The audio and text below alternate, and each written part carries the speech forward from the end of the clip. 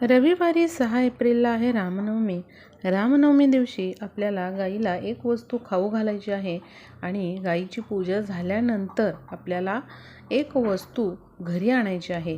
ती वस्तू कोणती आहे? आणि बघा, ही वस्तू जर आपण घरामध्ये आणली तर कुठल्याच प्रकारचे नकारात्मक ऊर्जा आपल्या घरामध्ये राहत नाही. त्याचबरोबर घरामध्ये नेहमी लक्ष्मीची कृपा राहते, सुख समृद्धी भरभराट नांदते. त्यामुळे नक्की गाईला एक वस्तू ही खाऊ घाला.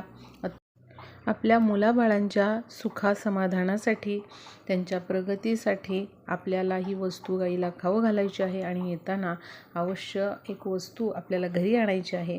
तर ही कुठली वस्तू आहे तुम्हाला या व्हिडिओमध्ये मी सांगितलेलं आहे. तर खाली दिलेला जो त्रिकोण आहे त्यावर क्लिक करा, म्हणजे संपूर्ण व्हिडिओ तुम्हाला पाहायला मिळेल.